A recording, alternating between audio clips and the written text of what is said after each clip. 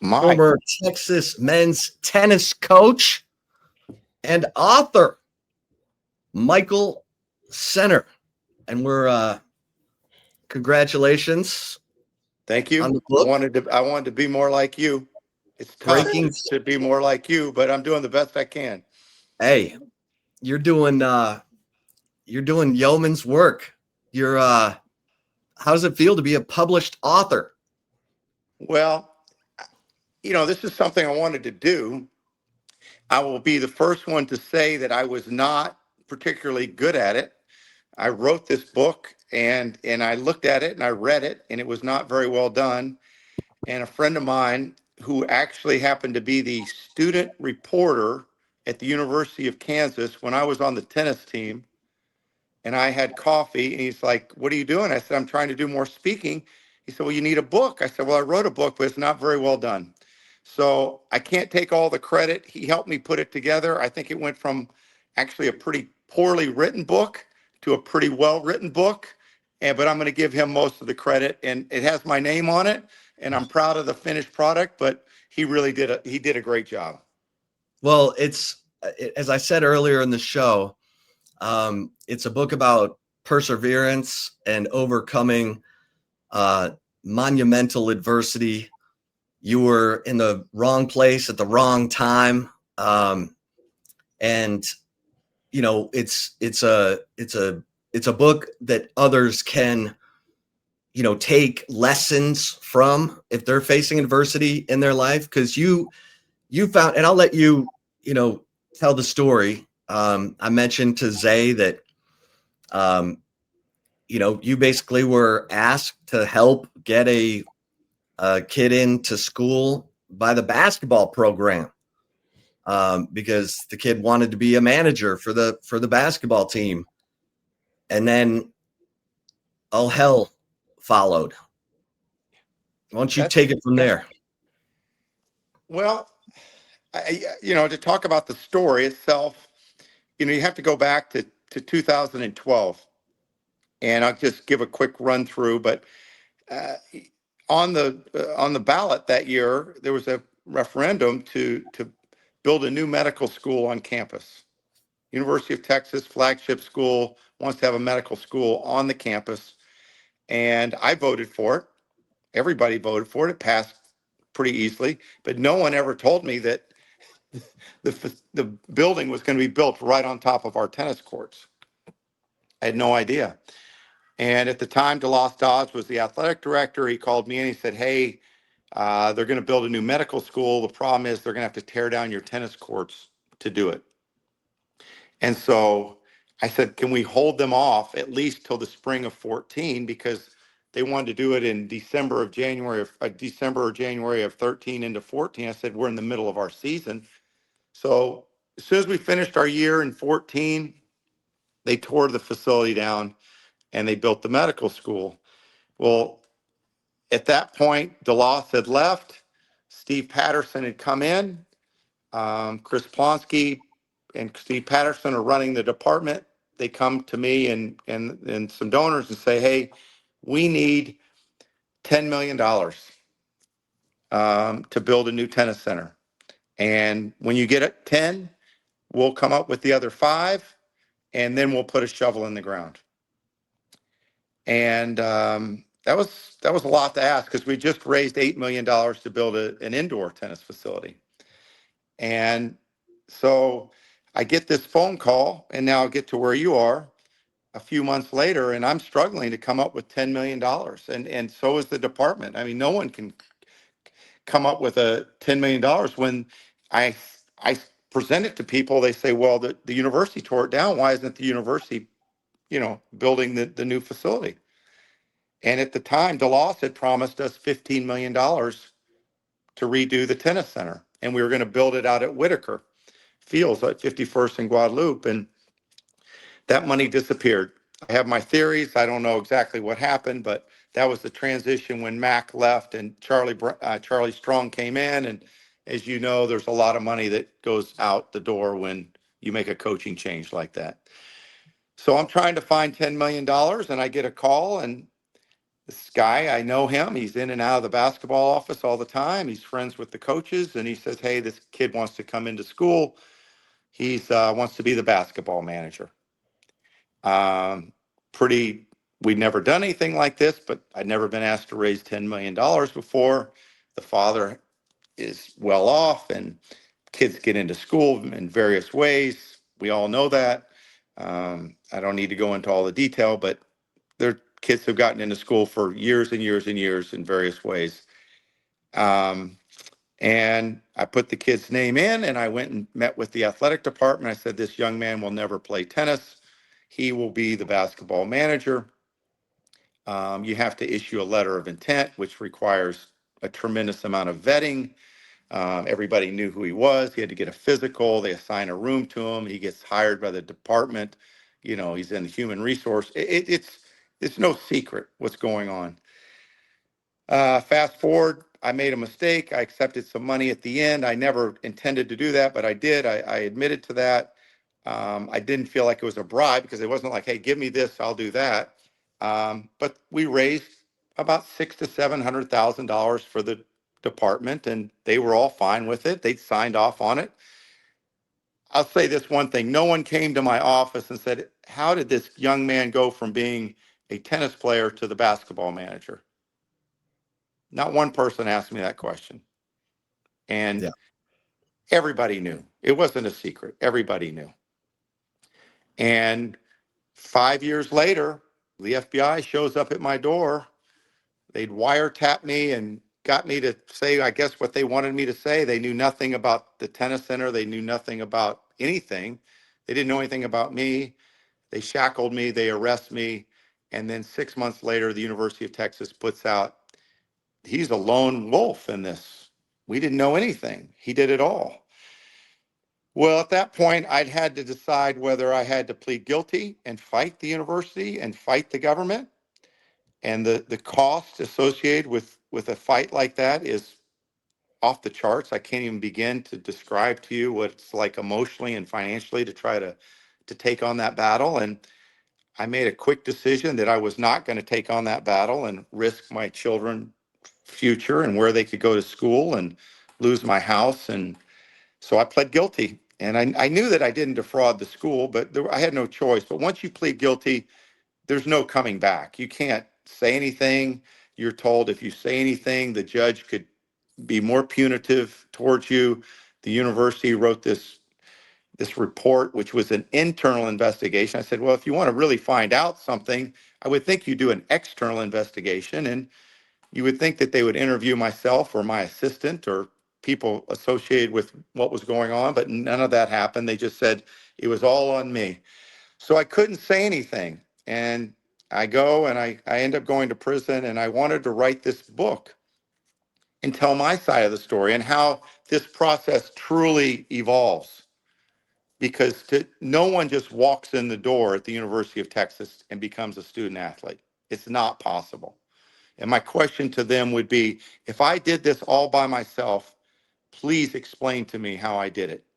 Because it's impossible for a tennis coach, or really for anyone, even a football coach, to do something like this. There's too many. You're not talking about UT Pan American. You're talking about the University of Texas, where some schools might have one person. Texas has 6 people. There's so many people and layers that you have to go through to get anything done. And I was stunned. I was shocked. One of the most depressing days of my life was when they wrote that report. That just floored me. I couldn't believe that this place that I had committed 19 years of my life, and we'd won a national championship that year, and that they said it was on me. But that's what happened. So I wrote the book. I made sure I told Jeff Cravens, I said, fact check everything. If you don't understand it, call whoever you want. Call the prosecuting attorney, call my attorneys, call the university, call whoever you want. I want the truth. And that's what I feel like this book is. It's the truth. And I'll stand behind that. Well, one thing that this was part of that Varsity Blues, admissions, federal investigation. The charges against you, Michael, were for defrauding the university. Honest service fraud and wire fraud. They said I defrauded the university, and I'm like, how is that possible? I mean, When how can they you say I defrauded the university when they knew everything about this kid and they were accepting money from his father? That's I don't understand that. But the prosecutor told me in my first meeting. I said, "Well, this is what happened." He said, "No, you did it all by yourself." I said, "No, I did not." He said, he screamed at me, "You're lying, you're lying, you're lying." I said, "No, I promise you, you don't know me, but I'll tell you right now, I am not lying. And you can go and I'll give you, you go ask for the national letter of intent. There'll be signatures. There's a protocol. There's a vetting process." And he said, "If you don't agree to what I say, what happened, I will bring more charges against you and ensure and make sure you go to prison for a very long time." Yeah, the US government was trying to defend its investigation, an investigation where you had some wealthy people using their funds to get their kids into school. But in this situation, the school was getting hundreds of thousands of dollars in donations from Michael Chiappe's family. Father, yeah. No, it just, the more I look back on it, when you're in that moment, your emotions take over you in a way that it's hard to even describe. It's hard to even imagine that I got that low and I was that emotional and my mind was working that quickly. But when I look back on it, it's really amazing that this transpired. And but it did. It happened, and I'm not saying that I was perfect. I own my mistake, but it could have been resolved, I think, in a much different way. I don't think it. I feel like I went to prison for things that I did not do. That's how I feel at this point. And I wrote about it in the book, and I laid it all out. And I tried to make it a story of redemption, of how you come back when things don't go your way, because adversity finds us all. You know that. Everybody knows that adversity is going to find you, and how you deal with it and how you pick yourself back up. And so I wrote this book, and I get messages every day about, I received one yesterday from a former player that I coached way back in the day. And he said, "I've gone through a very difficult," and I posted it on Facebook today, "I've gone through some difficult times, and this book made me feel like I could overcome it. It inspired me. And I want to thank you for writing this book." And that has made it worthwhile. And I'm really happy that I did it. Yeah. Well, and you said you found yourself having to coach yourself, like Yes. you and talk about that, because that's the uplifting part of this book. Is you found yourself facing, giving up. You had terrible thoughts. Yes. And you had to decide, I got to get out of this hole. And you fell back on your coaching. The day I had to report to prison, this is a pretty amazing story, and I can't believe this happened, but it did. It was 2 weeks after COVID had shut down the United States. It was April the 6th. The country basically shut down, March 12th or 13th. So 3 weeks later. So no one knew what to do. And I walk in the door, and they start asking me some very odd questions about, have I ever been sexually assaulted? Is this happened? Has that happened? And I'm like, no, no. He says, well, you look a little shaken. I said, well, yeah, I am a little shaken. Um, I'm we, going to prison. I'm going to prison. I never, if you told me 1,000 things could happen to me in my life, this was not on the list. And I've never been in trouble in my life. I've never practically had a speeding ticket, and now I'm going to prison. And he says, well, have you ever thought about committing suicide? I said, well, yeah, it entered my mind, but I'm not going to do that. I have a family. I have a home. I have friends. I would never do that. I'm going to do this period, and I'm going to go home. Well, I want to be safe. And they knew that I was like a person that had been marked, that my file was marked media, meaning this case had taken on so much notoriety and attention They knew who I was coming through the door. And I feel like this guy like said, wanted to, I don't know why, but he's like, I'm going to watch you and I'm going to put you on suicide watch. And I said, what is that? He said, well, we're just going to watch you. So they walked me down this hallway. It's hot. It's early April, but it's hot. I'm down in South Texas, and there's no AC. The AC is broken. And I walk into this cell with a concrete bed, steel latches, and this little 1-inch foam mattress on top of it. Like I'm going to sleep on top of this brick bed. And they said, take all your clothes off and you're going to be in here until we tell you you can come out. And for 48 hours, I'm just sweating in this, and they never turn the lights off. And you can't breathe. I couldn't eat. And some terrible thoughts started going through my mind that I couldn't make it. I just couldn't make it. This was more than I could handle. This is just, come on. I can run after a tennis ball all day. I can lift weights. I can, motivate people. I can fire people up, but we've gone beyond my level and my capability of handling stress. This is beyond my capability.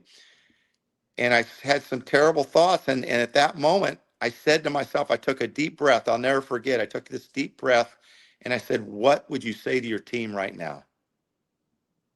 Would you tell your guys to lay down, or would you tell them to get back up? And I said, get the hell up and stop acting like a wimp and take this head on. You told your team to fight and to persevere and to push and to compete. So you better do the same thing or you're a hypocrite. Mm. So I picked myself back up that day and I said, I'm going to fight.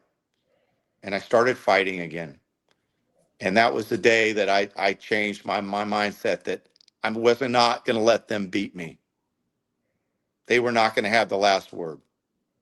Not the University of Texas, not the government, not the Bureau of Prisons. None of them were going to beat me. I'm going to fight back. And that's what I did. Wow, that's amazing. Michael, tell us a little bit about the people who helped you get through those moments. I know your old college coach back at Kansas is a big part of your life. Just talk about that a little bit throughout the process. Well, we don't know each other. It's nice to meet you. Yes, Chip, likewise. I will put on record, is a friend of mine. I consider him a good friend of mine. And people like Chip and, so many of my former players, some of my former colleagues, my family, just would not leave me. They stuck by my side. They would call me. I had a group of 4 or 5 guys that literally would call me every day, headlined by my former college coach. And I was a freshman in 1982. This wasn't yesterday that I went to college to play. And they called me every day. And sometimes I was so emotional I couldn't even speak. I felt like I couldn't even breathe. I felt like everything was on top of me. So, how you treat people in life, it does come around. And hopefully I treated people well, and I pushed my players, but I hopefully, and hopefully Chip would say this, that I have people's back, and I tried to help people my entire life.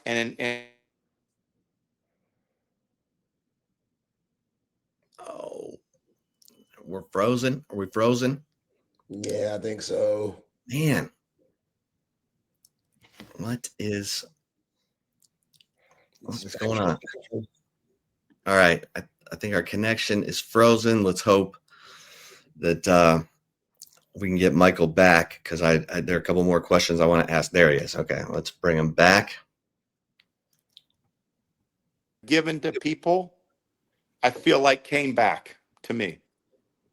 It just came back more than I could have ever hoped. So, when you see someone and you help someone out, you don't know when it's going to come back to you. And when I really needed people there, they were there for me.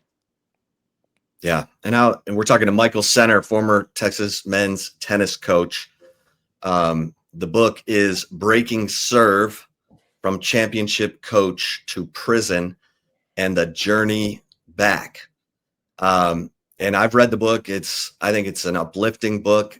Like I said, it's a book for anyone who's trying to work through adversity or is looking to, challenge themselves. It's a great read. It's an easy read. It's, 100 pages, but it's powerful. And I would recommend it. Breaking Serve. You can get it on Amazon, wherever you buy books. And Michael, you're still fighting through the adversity, because I know you were a stockbroker at one time, and you can't get a stockbroker's license. Well, there are lots of things I can't get. The other thing I had no idea is when you carry a felony, the limitations it puts on people.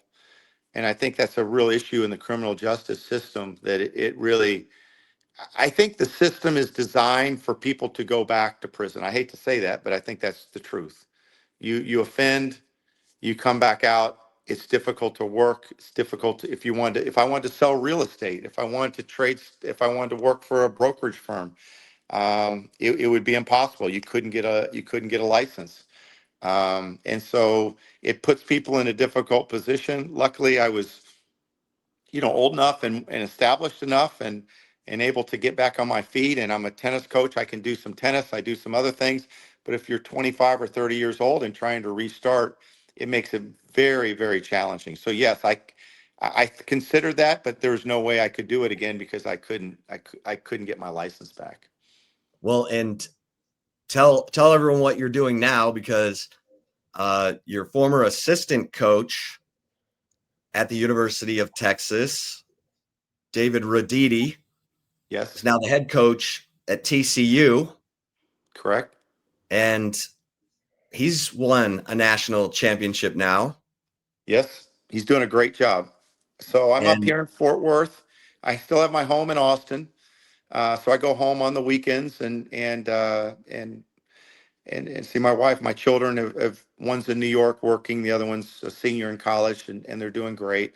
But I'm up here. I help run this academy. I teach some tennis, um, and I do speaking now. So anybody that's interested in listening to me speak, you can go on my website, which is called breakingserve.com. And I'm starting to do more public speaking and leadership training. And so I do a little bit of this and a little bit of that. I miss the coaching. I miss the kids.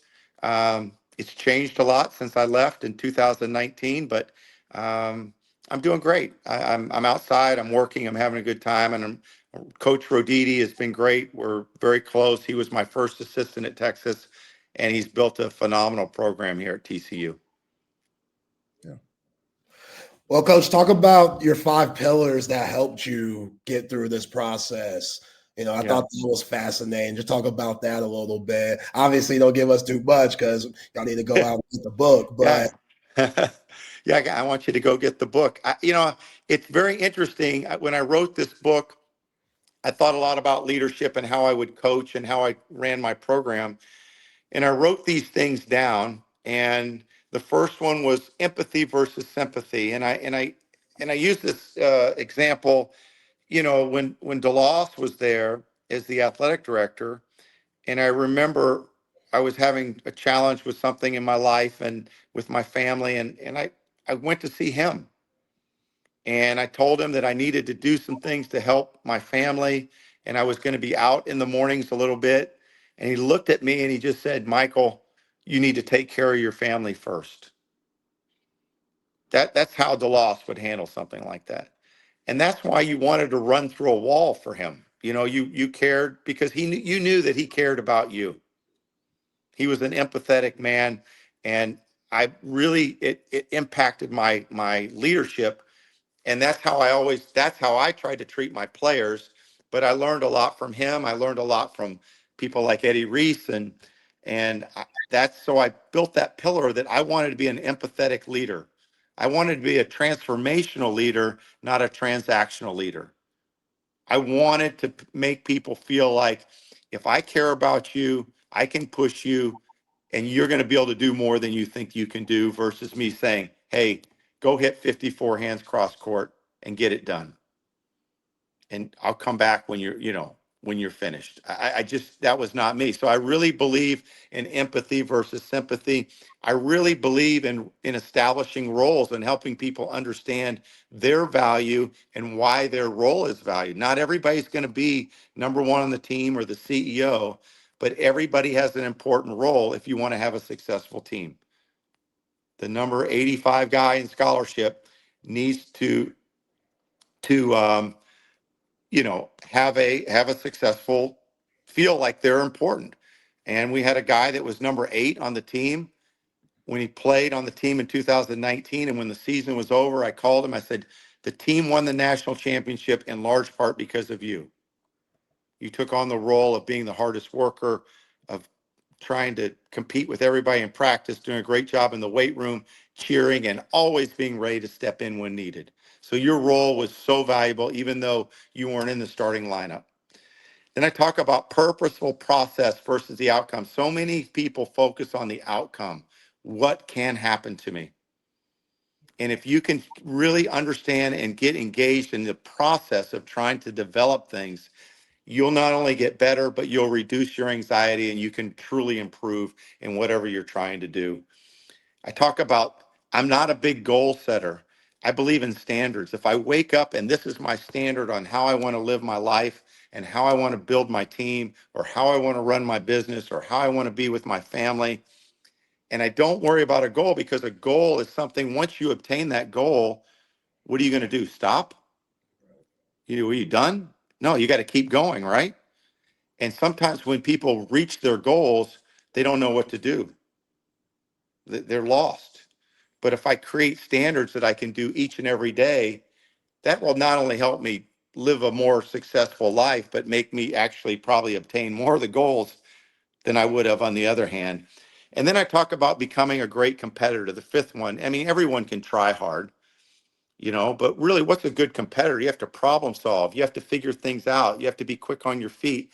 You have to be able to make adjustments. If you're a tennis player, you got to be able to figure things out instantaneously. I hit the ball here, is most likely going to come over there. And so you're always having to compete and being able to sustain that for long stretches at a time. So those 5 things is how I built my program. That's how I try to live my life. And that has resonated with people. That has made people feel like I can apply those 5 pillars to my life, and I think they'll help me. And that's what's been really neat. Yeah, Jack says, "Damn, I need this book." I'm telling you, it is a powerful read. It's a quick read, but I think every time you refer back to this book, it will remind you how to fight through, how to keep going, how to push.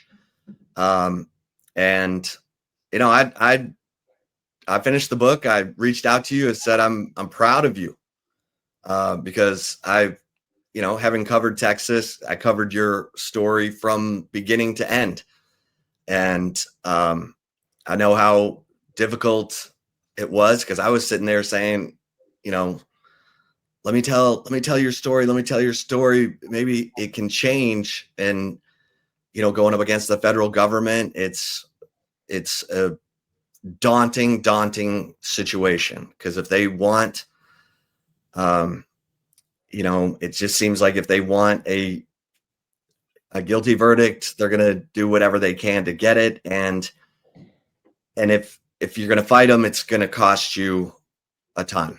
So, Well, I'll tell you, there's a parent. The 2 people that fought them to the very end won. They were exonerated, but you don't really win. One guy, I saw him on national television, said he spent $10 million defending himself. and 10 he million. was innocent. Apparent. And at the end, he was innocent. The one of the coaches would not plead guilty. He fought and fought and fought, but financially it was devastating. And so you might win, but you're still going to lose. And so I'm as competitive, and anybody that knows me knows that I'm a very competitive person. But I have never seen anything like I saw with the federal government. I'd never seen anything like this. They were there to win, period. That there was no ifs, ands, and buts. We're here to win. And when I said, well, do you want me to tell you the story? And I started telling him my side of the story. And I said, you can fact check it. There's documentation. It's not like I'm making this up. You'll be able to go and see the signatures on the national letter of intent. You'll see the athletic director has to sign off on this. And he got very anxious. And he's like, that's when he started accusing me of lying. He's like, I'm going to win. And you better plead guilty. And you have 36 hours to plead guilty. And if you don't, basically, I'm going to turn your life into hell. And I ran home with my tail between my legs and said, guilty. And that's why I was so quick to say guilty. I didn't have it in me to fight them.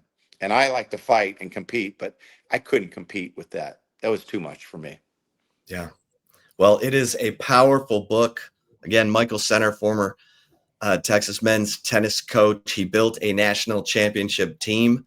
That team that won the national title, those were all his players who had no facility for most of their time at Texas. And that built a toughness within them that probably helped win the national championship, but they wouldn't have stuck around if it wasn't for you, Michael. And like I said, I'm proud of you for writing the book, because it's not a poor me. It's this is how I got through it. I think this can help others. And I think that's the most powerful, message from this book. And like I said, it's easy read. I got it for $10 on Amazon. But man, I'm proud of you for doing it. And it's great to see you, getting a positive reaction about this book, Breaking Serve. And if people want to hear more of the story or have you speak, go to breakingserve.com. Yeah. Well, that's exactly what I wanted the message to be. What you just said perfectly. It's not about attacking anyone or woe is me or they did this to me. It's about, this is what happened, but this is how you overcome things. And like I said, the messaging I've been getting from people is made me feel so good about this book at this point. So I appreciate it. I hope people read it. Reach out to me, put a review on Amazon, and we're just going to keep going forward. And if anybody's interested in speaking, I'd love to do the speaking. But this has been a fun project for me and therapeutic. And I'm happy that it's been well received. Really happy that it's been well received. Sal wants to know if you're going to be doing any book signings. I'm doing one a week from Saturday at TCU. I want to come to Austin and do a book signing. I'm trying to figure out a place. So if Sal has a place for me to come, I will be there and do it. One of the things I'm doing is if you buy the book and I do it at Tennis Center, I give you a free clinic. So I'm trying to, people come out and they sign the book and then we'll do a clinic. But that's my next move is I'm going to start doing more book signings. So I've got to figure out a place in Austin, but I am going to do one here in Fort Worth. That's awesome. Michael, really appreciate the time. And again, congratulations. And I hope people will go to breakingserve.com, of course, buy the book on Amazon or wherever you buy your books. And you can buy the book on that website as well at breakingserve.com as well. Yeah, so it's available. Yeah. Hey Chip, I just have one question for you though before I go. Why did you just go for the paperback and not the hardback? Hey, was that $10? I just want to know, was that $10? Was that too much for you to go for the hardback? Yeah, call it out, Michael. I mean, what the hell? I got a lot of stuff. I got a lot of stuff in my backpack that I carry around. My you know what I'm saying? Oh my! I got a laptop. I got notebooks. I got. All right. I just want to know. I just wanted people to know how it's nice and easy. That's fine. I just curious. Yeah, if you really, if you're a real man, get the hardcover. If you're the real, okay, all right. I guess you're not the real man then. Real reader, get the hardcover. I guess is what we're saying. All right. Hey, thank you so much. Appreciate you having me on today. I really do. Thanks. Awesome stuff. Okay. Appreciate you. All right. You guys take care.